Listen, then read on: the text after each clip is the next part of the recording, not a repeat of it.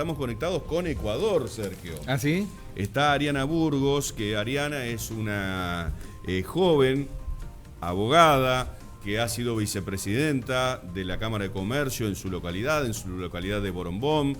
Es militante política, es presidenta ahora de su fundación, que es emprendedoras.ec, creo que es, ahora se lo voy a preguntar bien a ella. Le hemos hablado en otras oportunidades junto con Elena Carmelich en su bloque y su micro de lo que tiene que referido al tema de la cuestión de género. Vos con ellas, sí. En Voz con Ellas. Y la verdad nos sorprendió gratamente el trabajo de Ariana porque es realmente muy inteligente, ¿sí? Obviamente en su parte ha sido militante del partido ganador o este frente ganador que ha tenido Ecuador, llevando a la presidencia ni más ni menos que a Guillermo Lasso como presidente de los ecuatorianos, en una estrategia muy importante que quiero preguntarle a ella para lograr revertir un pronóstico que en primera vuelta le fue muy adverso y que logró colarse pero por milésimas para la segunda vuelta y luego sacar un porcentual de diferencia más o menos de un 8 puntos. Ahí la tenemos a Ariana en Ecuador. ¿En qué parte estás? ¿En Quito, Ariana? Buen día, ¿cómo te va? ¿Cómo están? Buenos días, muchísimas gracias por la invitación. Para mí es un gusto poder compartir con toda la gente linda de Argentina. No, yo estoy acá en Guayaquil, donde yo soy... soy guayaquileña, soy parte de la costa y estoy aquí justamente en la ciudad donde yo vivo, que es San Borondón. San Borombón, bueno, muy bien. A ver, Ariana, contanos un poquito, lo primero que te quiero preguntar es ¿qué cambió la estrategia de lo que fue la primera vuelta hacia la segunda, en donde prácticamente quedaron afuera y por un pelito entraron a la segunda vuelta, para que Guillermo Lasso se convierta hoy en el presidente de los ecuatorianos? ¿Qué fue lo que cambió en la estrategia comunicacional, en las alianzas políticas? ¿Cómo se explica esto para los que somos de afuera de Ecuador? Bueno, yo creo que primero yo fui candidata a la asamblea, al parlamento, ¿no? Del mismo partido. Sí. Lamentablemente no pude entrar, pero yo creo que en la primera fase, en la primera etapa, que justamente lo estaba comentando con gente de su equipo, es que probablemente el mensaje que se estaba dando a los electores probablemente no es que no era el correcto, sino que debía complementarse un poco más. ¿Por qué? Porque si bien es cierto, se centraba en la parte, mucho en la parte económica, en la parte institucional, en la parte de salud, que si bien es cierto no deja de ser importante como todo, pero creo que hoy en día los otros candidatos, que fue algo que quizás la campaña de Guillermo aprendió, y realmente pues pudo darse cuenta de esta lección, es poder poner en agenda también temas importantes para los millennials. ¿Qué quiere decir esto? Todo lo que tiene que ver con la economía naranja, con los derechos civiles, las mujeres, los derechos ambientales, los animales. Entonces, ya poniendo un poco más en detalle o ampliando un poco más ese mensaje, tú llegas a otro tipo de electores, y en este caso también creo que los medios de comunicación, o en este caso en particular las redes sociales, fueron vitales dentro de la campaña en segunda vuelta, ¿no? Creo que los demás candidatos, y quiero poner como ejemplo el candidato Hervas de Izquierda Democrática, pudo aplicar esa estrategia y tuvo un porcentaje en primera vuelta del 17%. Entonces, ya tomando como lección, ya tomando como análisis este tipo de estrategia y un poco más con mensajes concretos que lleven a otro tipo de electores, en este caso la gente joven, la gente que no sabía por quién votar, porque pasa mucho que en Ecuador hay mucha gente que no cree en los políticos, y actualmente tenemos una asamblea con un 3% de credibilidad, lo cual realmente deja mucho que desear en la institucionalidad prácticamente de nuestro nula. país. Nada, exactamente. Entonces, cuando tú ya vas analizando todos esos problemas, ¿no? Esos conflictos que generan a la gente, que hay un rechazo a la clase política, tú tienes que tomar otro rumbo. Y este rumbo es realmente preocuparse por las necesidades de los ecuatorianos. Y esto lo ha hecho Guillermo Lasso con todo su equipo y, pues, por supuesto, con las bases del partido. Adriana, vos sabés que llamó poderosamente la atención el cambio que hizo Guillermo Lasso desde la última elección a la elección que se vivió el domingo. El cambio en las posiciones y la apertura, un cambio como de mentalidad. Muchos nos preguntamos cómo hizo para seducir a los jóvenes, por ejemplo, que por lo general los jóvenes por allí son más reticentes a las propuestas políticas. ¿Cómo hizo para que los jóvenes los acompañaran? Y fundamentalmente, bueno, tener en cuenta el tema de esta propuesta, ¿no?, de permitir que cada joven pueda estudiar en la universidad que quiera o en el lugar que quiera y no tenga que trasladarse a la universidad que se le asigna. Creo que jugó un papel preponderante en esto, pero ¿qué otras cuestiones cambió Guillermo Lasso para poder, bueno, ser acompañado y convertirse en el presidente de Ecuador? Yo creo que primera lección que una persona debe de entender cuando quiera gobernar un país es entender y escuchar las necesidades de la población, en este caso de los ecuatorianos en general, pero sobre todo en los jóvenes. ¿Por qué? Porque pasa en Ecuador que actualmente hay un examen de parte de una institución pública, en este caso la CENESID, que te pone un examen, una barrera, donde tú tienes que elegir varias opciones y ver qué es lo que te gusta. Resulta que no hacen caso dentro del examen a tus gustos, sino más bien te miden por tus puntajes, y resulta que si tú vives en una localidad, en el examen te sale para que te den un cupo en otra localidad que realmente le cuesta el bolsillo del joven, primero que no tiene empleo, primero que no tiene esa comodidad o quizás esa facilidad para poder trasladarse a otro lado, y lo que es peor aún, obligan al estudiante a estudiar algo que realmente no quieren porque sacaron un puntaje en el examen. Entonces, tomando como base esa premisa o un poco entendiendo que los jóvenes hoy en día, primero que solamente en Ecuador el 30% de los ecuatorianos tienen empleo. Estamos hablando de que de 17 millones de ecuatorianos solo el 30% tienen empleo, y eso realmente es terrible. ¿Qué número, ¿no? perdóname Ariana, que he pasado rápido, qué número tiene empleo? El 30% de la población de los ecuatorianos tiene empleo, nada más. Empleo registrado, el resto... Empleo registrado, exactamente. Bueno, ahí está la primera pregunta, ahí te quiero poner un punto. El tema de pobreza es uno de los grandes desafíos, ni hablar del tema de la corrupción y gobernar con un parlamento que evidentemente va a ser en minoría.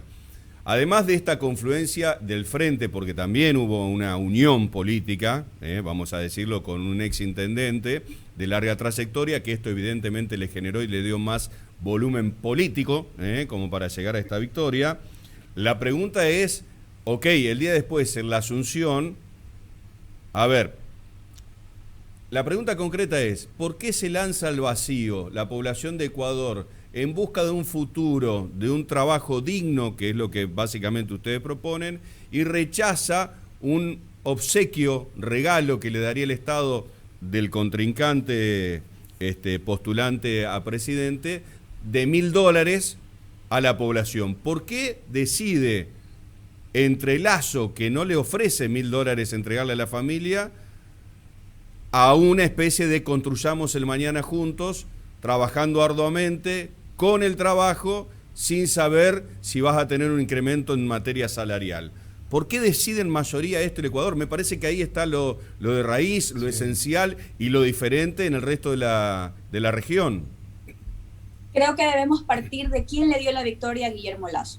La victoria se la dio la región Sierra y la región Amazónica. ¿Y qué pasó en la región Sierra? La gente en la Sierra estaba cansada de tanta corrupción, específicamente en la capital, Quito, de la provincia Pichincha. Entonces, tienen actualmente un alcalde que está inmerso en corrupción. Les ha afectado el tema de las vacunaciones. Les afectó en el 2018 un intento de golpe de Estado por parte de la población indígena, que no eran todos, ojo. Entonces, ya tomando como base esos últimos acontecimientos, donde destruyeron bienes públicos, donde se dejó de trabajar, realmente se ha visto toda esta colación de hechos que al final del día, en la intimidad de la persona que va a votar, en este caso en la población de la Sierra y de la Amazonía, ya toman un poco la reflexión y deciden votar por el cambio. En la costa te podría decir que es un poco distinto el cuadro, porque en la época de Rafael Correa, del gobierno anterior, que estuvo 10 años o 14 años ahora con Lenín Moreno, se hicieron bastante presentes en la costa, y bueno, quizás por esa presencia política, comunicacional política, probablemente la costa no le generó mayor porcentaje en la ganancia en el momento de las elecciones. Entonces, cuando hablamos de la Sierra y de la Amazonía, que fueron quienes dieron la victoria a Guillermo Lasso, optaron por este cambio. Honestamente, yo considero que el trabajo arduo, realmente tener un plan de gobierno con resultados a corto, mediano y largo plazo, es algo que realmente los ecuatorianos probablemente tomaron en consideración, pero en este caso yo creo que la Sierra y la Amazonía le dieron la ganancia contundente. Dejaron de lado las promesas falsas por toda la corrupción que ha habido en Ecuador y por supuesto se fueron por el cambio. Y ahora estamos contentos, felices de que respiramos con tranquilidad y que sabemos que mejores días vienen para los ecuatorianos. Y nerviosos por los desafíos que vienen, me parece, claro, ¿no? Claro que sí. Hablando de desafíos, el presidente ecuatoriano, bueno, dijo que va a vacunar a 9 millones de personas en los próximos 100 días. Y esto es todo un desafío, teniendo en cuenta, bueno, lo que se ha hecho en Ecuador en cuestión de inoculación, ¿no? Así es. Bueno, primero los 100 días comienzan a partir del 24 de mayo, que es cuando él ya se posesiona como presidente. Y bueno, dentro de quien lo acompaña en este binomio presidencial es su vicepresidente Alfredo Borrero, quien es una persona pues que es un médico reconocido de carrera, ha sido profesor en Harvard, ha manejado el hospital más importante, digamos, de la capital y sabe cómo hacerlo. De hecho, dentro de la campaña en la segunda vuelta estuvo más bien manejando todo el plan de vacunación, haciendo convenios de manera internacional con empresas internacionales y ya, bueno, pues como los gobiernos actualmente son los que tienen la potestad para traer las vacunas, entonces ya se están encargando de eso. De hecho, incluso en la segunda vuelta, Guillermo Lasso en la página web, que si ustedes pueden visualizarlo, pueden registrarse para ya tener la vacunación, obviamente pues en la fecha que le establezcan según el calendario, ¿no? Y pues según lo que tienen, ¿no? Pero en este caso es algo que lo va a cumplir, estoy consciente de eso, ya hay un plan para eso y creo que honestamente el Ecuador va a cambiar y tengo mucha fe y esperanza de que Ecuador se vienen mejores días. Bueno, Ariana, desde ya agradecemos este contacto, muchísimas gracias y me parece que también influyó la cercanía con Venezuela. Ustedes veían muy de cerca que eso podía implementarse o iba camino a Ecuador a esa potencialidad, ¿no? Totalmente de acuerdo. Realmente digamos, el socialismo del siglo XXI, esta corriente socialista no puede, realmente que quiebra un país. Entonces hemos tenido muchas movilizaciones de venezolanos acá que lamentablemente pues no hay oportunidades para todos, vemos indigencia en las calles, vemos pobreza y es lamentable y no queremos pasar por ese cuadro en algún momento. Y probablemente si Arauz hubiera quedado como presidente, lo más probable es que nosotros nos tocara movilizarnos, lleguemos a ese punto, ¿no? Que es algo ya catastrófico, pero no me quiero adelantar y obviamente pues ya con Guillermo la situación cambia y creo que las oportunidades están a la vista. No se pregunta la edad de la mujer, pero ¿cuántos años tenés? 26 años. Tiene carrera la nena, ¿eh? Gracias, Ariana. Muchas gracias, muchas gracias. Pásela bien, doctora. Muchas gracias. Chao, hasta luego. Ariana Burgos, entonces, desde Ecuador, creo que ha sido más que claro, ¿no es cierto?, la exposición de los motivos por los cuales se revirtió la campaña en dicho país. Vos sabés que Ecuador, Horacio, no tiene clase media prácticamente. No. Vos, clase media queda poco y nada en la Argentina. Sí, si tenés oportunidad de recorrer la ciudad, yo estuve en Quito y recorrí la ciudad y pude ver la diferencia social que hay. Estoy hablando de una época de hace aproximadamente 5 años atrás. Y se puede observar la pobreza que hay y no ves clase media, ves pobre, gente que se defiende, o ves ricos, gente que vive en una forma opulenta, y es drástica cómo se marca la diferencia. Esperemos que con este nuevo presidente resurja una clase media como la que nosotros conocemos, que en nuestro país también puede llegar a desaparecer.